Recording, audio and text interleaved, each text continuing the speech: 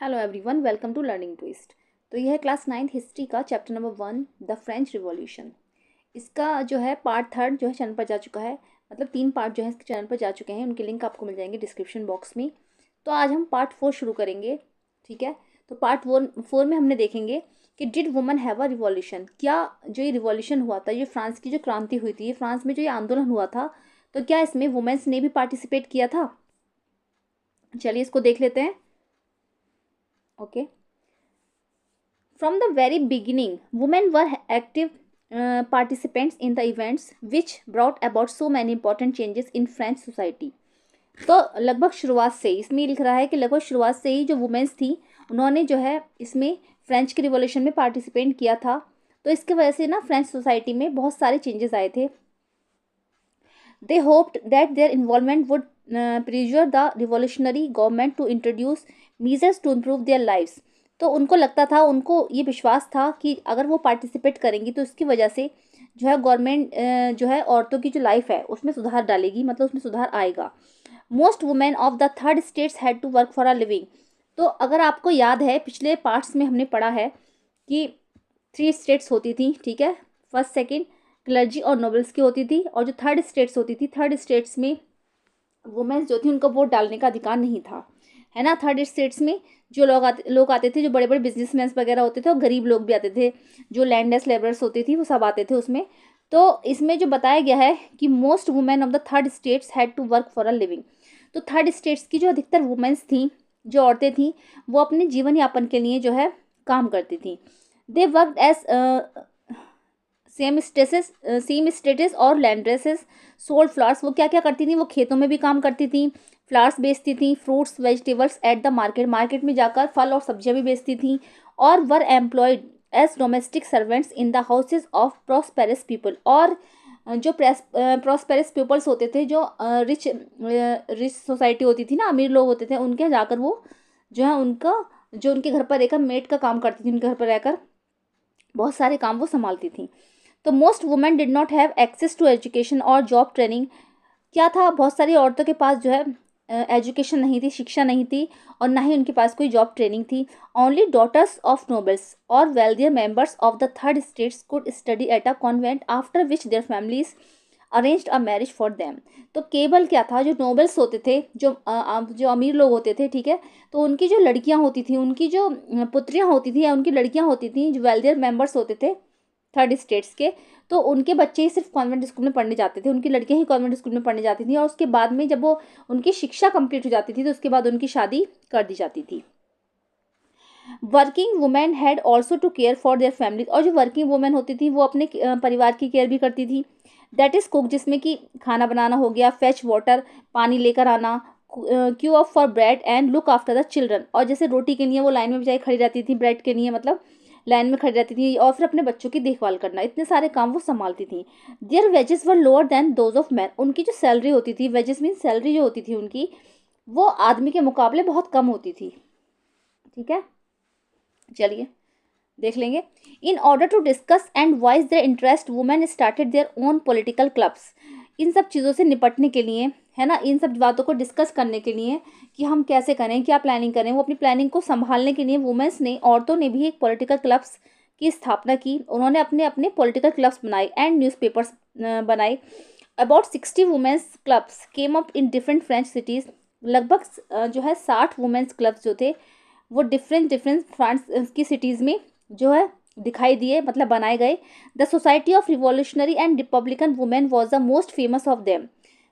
इसमें से 2 थे, द सोसाइटी ऑफ रिवॉल्यूशनरी, एक तो ये हो गया, and Republican women was the most famous of them. इनमें से 2 जो थे बहुत ज़्यादा फेमस थे। ये क्लब बनाए गए थे औरतों के द्वारा, जिसमें वो अपना डिस्कस करती थी आय का मैटर, कि वो पार्टिसिपेट करेंगी तो किस तरीके से करेंगी, क्या क्या उनकी प्लानिंग्स थी, इस तरीके से वो लोग डिस्कस करती थी।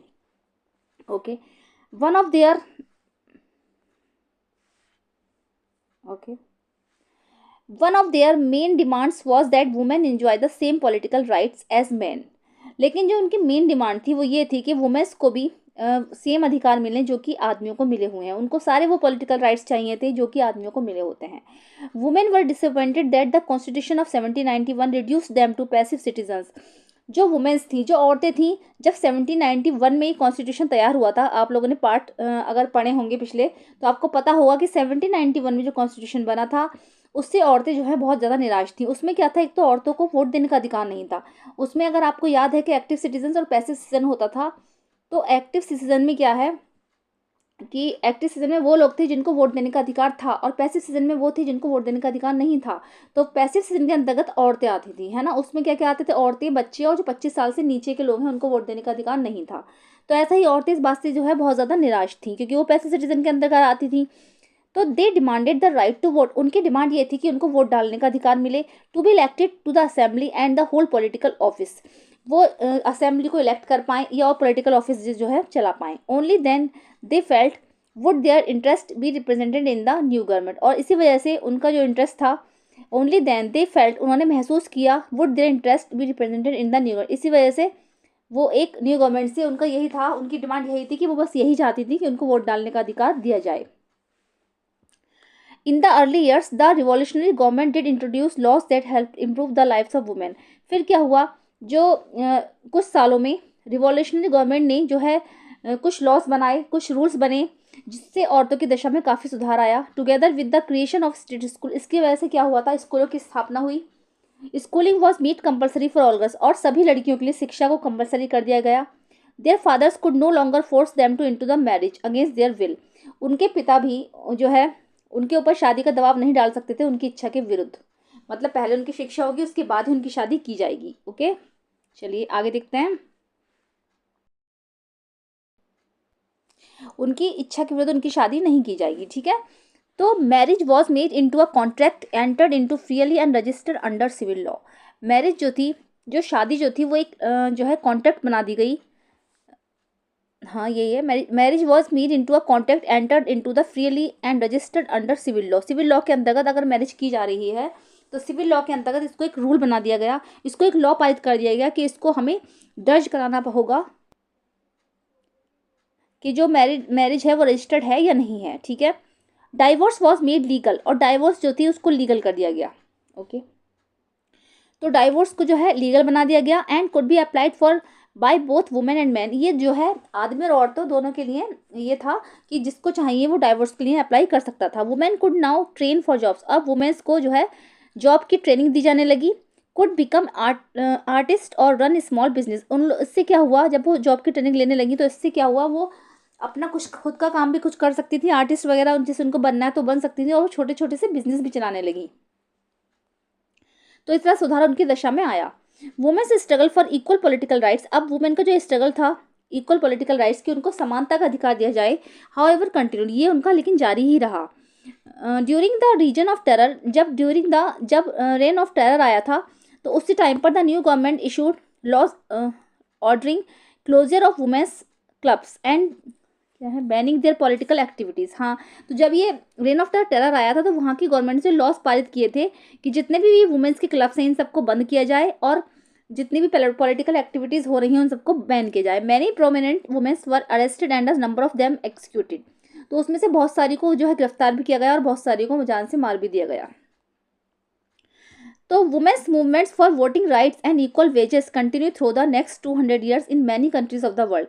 तो ये औरतों का जो ये मूवमेंट्स था वोटिंग के प्रति, कि मतलब वोटिंग अधिकार हमें दिए जाएं, वोटिंग का अधिकार दिया जाए, और जो सैलरी है वो मनुष्य मेंस के बराबर हो, थ्रू द नेक्स्ट 200 ईयर्स। तो ये अगले 2 सालों तक ऐसा ही चलता रहा, और जो देश के विभिन्न भागों में ये सब चीज़ें चलती रही। The fight for the vote was carried out through an international suffrage movement during the late 19th and early 20th century. और ये जो लड़ाई थी उनकी औरतों का जो ये आंदोलन था, तो 19वीं और 20वीं शताब्दी तक लगातार ऐसे ही चलता रहा। उनका यही डिमांड थी कि सबको समानता का अधिकार दी जाए, हम लोगों को वोटिंग का अधिकार सबको बराबर हो, और जो हमारी सैलरी है वो आदमियों के बराबर ही की जाए। The example of the political activities of French women during the revolutionary years was kept alive as the inspiring memory.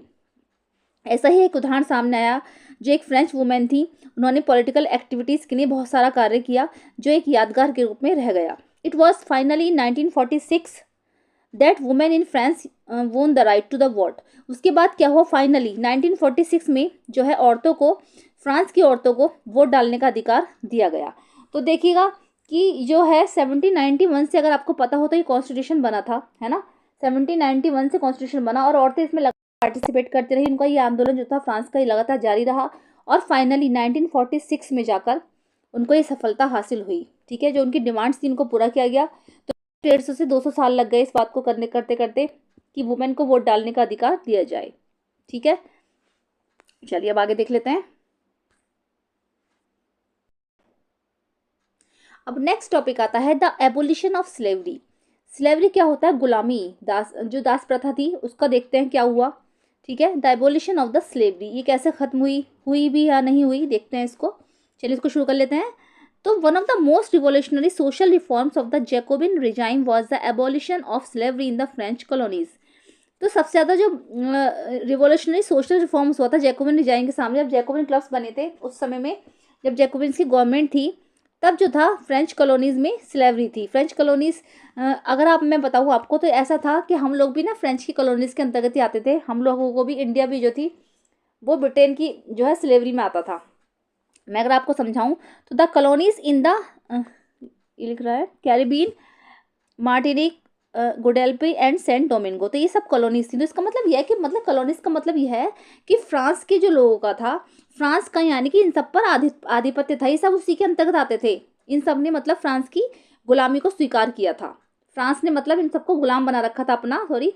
तो ये जो कॉलोनीज थी सब फ्रांस के अंतर्गत ही आती थी। तो ऐसा होता था कि जैसे फ्रांस मतलब बहुत बड़ा, मान लीजिए एक राज्य हो गया और ये सब उसके अंतर्गत आ रहे हैं, तो ये सब उसकी कॉलोनीज हो गई। तो ये यानी कि सब उसके गुलाम थे। ठीक है, और ये जितनी भी कॉलोनीज थी तो ये सब जो थे इम्पोर्टेंट सप्लायर्स थे। ठीक है, किस किस चीज़ के? Commodities such as tobacco, Indigo और शुगर के। ठीक है, तंबाकू हो गया, नील हो गया, या फिर चीनी हो गई, जैसे कॉफ़ी के, इन सब के जो है इंपॉर्टेंट सप्लायर्स थे। But the rectangle of Europeans to go and work in distance and unfamiliar lands to meet a shortage of labour. तो क्या था ये, लेकिन जो लोग थे, ये जो यूरोपियंस लोग थे, बट द रिलेक्टेंगल ऑफ यूरोपियंस तो थे, तो ये वहाँ पर जाना नहीं चाहते थे, वहाँ पर जाकर व्यापार नहीं करना चाहते थे, वहाँ पर इनको अच्छा नहीं लगता था। ठीक है, तो इतनी दूरी पर ये व्यापार करना नहीं चाहते, तो इन्होंने क्या करा था, तो ये वहाँ से अफ्रीका वगैरह से ही क्या करते थे, लोग लेबर को खरीद कर लाते थे, वहाँ से उठा लाते थे लोगों को और यहाँ आकर बेच देते थे। इसलिए इसको दास प्रथा बोला जाता था। ठीक है, इसलिए ये स्लेवरी थी, क्योंकि यहाँ पर जो लेबर की कमी थी, यहाँ पर इतनी थी नहीं, और ये वहाँ जाकर इतना कार्य कर नहीं सकते थे, तो यहाँ पर परेशानी थी। तो ये क्या करते थे, अफ्रीका से लोगों को खरीद खरीद कर लाते थे और यहाँ लाकर प्लांटेशंस करवाते थे। यहाँ पर लाकर जो बड़े बड़े प्लांटेशंस होते हैं उनको बेच देते थे, क्योंकि ये जो मजदूर थे जितने भी यहाँ पर बेचारे खेती करते थे, सब कुछ करते थे, और इनको क्या था, बड़े बड़े जहाज़ों में रख कर लाया जाता था और 3-3 4-4 महीने की लंबी यात्रा करके इनको लाया जाता था, पैक कर कर, और ये गिरफ्तार करके इनको लाया जाता था, जिससे कि ये काम आसानी से हो सके। तो यहाँ पर वर्कर्स मिलते नहीं थे इतने, इसलिए इनको लाया जाता था। तो देखो मैं समझा दे रही हूँ। But the electing in European to go and work in distance and unfamiliar lands meet a shortage of labour on the plantation, so this was meet by a triangular slave trade between the Europe, Africa and the America. तो क्या था, ऐसे वहाँ से ये उठा उठा कर दासों को लाते थे, तो क्या था, ये ट्रायंगुलर स्लेव ट्रेड बन गया था। ठीक है, जैसे कि किस किस के बीच बना था, यूरोप, अफ्रीका एंड अमेरिका के बीच, ये याद रखना। ठीक है, तो ट्रायंगुलर स्लेव ट्रेड बन गया था, किस किस के बीच बना था, ये Europe, Africa and the America, Europe से अफ्रीका, अफ्रीका से अमेरिका। तो the slave trade began in the 17th century, और जो स्लेव ट्रेड था ये शुरू हुआ था 17th सेंचुरी में। French merchant sailed from the ports of Bordeaux और Nantes to the African coast. ये फ्रांस जो व्यापारी थे, जो फ्रांस के जो व्यापारी थे, ये जब जाते थे बोर्डेक्स और नांट्स पे, ये पोर्ट थे बड़े बड़े, तो the African coast where they bought slaves, जहाँ पर जाकर ये उनको खरीदते थे दासों को, from the local chieftains branded and shackled. The slaves were packed tightly into the ships for the 3 months long voyage across the Atlantic to the Caribbean. तो वहाँ से जो है लंबी लंबी समुद्री यात्राएं करके उनको पैक करके, ये 3-3 4-4 महीने की लंबी यात्रा करके उनको वहाँ से लाते थे। Then there they were sold to the plantation owners, और वहाँ यहाँ लाकर वो प्लांटेशन ओनर्स को भेज देते थे। The exploitation of the slave labour made it possible to meet the growing demand in European markets from the sugar, coffee and indigo. और ये जो स्लेव ट्रेड था ये इसलिए शुरू हुआ क्योंकि बहुत ज़्यादा डिमांड थी किस किस की, शुगर की, कॉफ़ी की और इंडिगो की। तो इसलिए ऐसा सब करना पड़ा था क्योंकि यहाँ पर इतनी लेबर नहीं थी। तो ये लोग अफ्रीका से लाते थे और यहाँ पर जो है प्लांटेशन ओनर्स को यहाँ पर भेज देते थे। Port cities like Bordeaux and Nantes own their economic prosperity to the flourishing slave trade. इसीलिए जो स्लेव ट्रेड की वजह से जो थी, ये लोग जो अच्छे मालदार होते चले जा रहे थे। जो ये पोर्ट थे, जैसे कि बोर्डेक्स हो गया और ये नांट्स हो गया, तो इनके पास इकोनॉमिक प्रॉस्पेरिटी बहुत ज़्यादा थी, क्योंकि जब ये स्लेव ट्रेड यहाँ पर बहुत अच्छे से चल रहा था, अगर ये लोग नहीं होते यहाँ पर तो इनका जो काम ठप हो जाता, तो इसलिए बाहर से ला ला कर इनको बेचते थे और इनका काम बहुत अच्छा चल रहा था। Through the 18th century there was little criticism of slavery in France. उसके बाद क्या था, 18वीं शताब्दी में जो है फ्रांस में जो स्लेवरी में एक अलग ही चेंज आया। The national assembly held long debates about whether the rights of man should be extended to all French subjects including those in the colonies. तो वहाँ पर क्या था, कॉलोनीज को ख़त्म कर दिया गया। सबको बताया गया, जो दोबारा से नेशनल असेंबली बनी तो उसमें ये था, लंबी लंबी डिबेट्स चली इस बार कार्यक्रम के लिए कि जो ये कॉलोनीज़ हैं, जो फ्रांस की जो कॉलोनीज़ हैं जिसमें फ्रांस ने अपना आधिपत्य जमा रखा है, उनको ख़त्म किया जाए। But it did not pass any laws. लेकिन क्या था, इस पर कोई भी रूल नहीं बना। Fearing opposition from businessman whose incomes depend in the slave trade. तो क्या था, इसके खिलाफ जब बहुत बड़े बड़े बिजनेसमैन आ गए, क्योंकि जिनका जो काम ही सारा वो स्लेव ट्रेड से चल रहा है, तो उनको समझ में नहीं आ रहा था कि अब हम कैसे करें। जब ये स्लेव ट्रेड खत्म कर दिया गया तो उनको ये लगा, वो जो थे बिल्कुल ही कंगाल हो गए। जो बड़े बड़े बिजनेसमैन थे उनका सारा काम ठप हो गया। तो it was finally the convention which in 1794 legislated to free all slaves in the French overseas possessions. उसके बाद 1794 में इसमें एक कन्वेंशन लाया गया कि जितने भी हैं ये जो है स्लेव ट्रेड जो है ख़त्म होना चाहिए। This however turn out to be a short term measure 10 years later. उसके बाद क्या था, थोड़ा बहुत तो ऐसे चलता है, लेकिन 10 सालों तक जो है दोबारा से इसमें बदलाव आया, है ना। मतलब थोड़ा बहुत बंद तो हुआ था ये, लेकिन पूरी तरीके से बंद नहीं हुआ, हल्का फुल्का ऐसे चलता रहा। फिर 10 सालों बाद दोबारा से इसमें शॉर्ट टर्म के लिए हुआ था, 10 सालों बाद फिर ऐसा हुआ।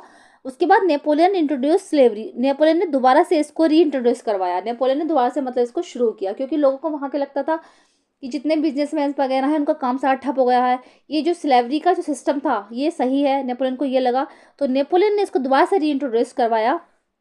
Plantation owner understood their freedom as including the right to enslave African Negroes in pursuit of their economic interest. France की जो प्लांटेशन ओनर्स थे वो अच्छे तरीके से समझ गए थे कि अगर ये दास प्रथा ख़त्म हो गई तो हमारा क्या होगा, क्योंकि वो जो थे अफ्रीकन नेग्रोस को वहाँ से पकड़ कर लाते थे। नेग्रोस मतलब एक तरीके से गाली टाइप की हो गई, अफ्रीका को लोगों को बोलते थे, वो बहुत गंदा बोलते थे। तो अफ्रीकन लोगों को वहाँ से लाते थे in pursuit of their economic interest, अपने आर्थिक मतलब फ़ायदे के लिए। Slavery was finally abolished in French colonies in 1840। उसके बाद देखो, पहले तो ये थी, फिर ख़त्म हुई, 10 सालों तक लगभग ऐसे ही चलता रहा। उसके बाद नेपोलियन ने इसको रीइंट्रोड्यूस करवाया। बाद में जो था फाइनली स्लेवरी जो थी वो ख़त्म कर दी गई फ्रेंची कॉलोनीज में 1848 में। ठीक है, ये याद रखना, बाद में फिर दोबारा से इसको ख़त्म कर दिया गया। चलिए, बस आज के लिए इतना ही। मिलते हैं नेक्स्ट वीडियो में। अगर मेरे चैनल पे नहीं है तो प्लीज़ सब्सक्राइब कीजिएगा। मिलते हैं नेक्स्ट वीडियो में। Thank you so much.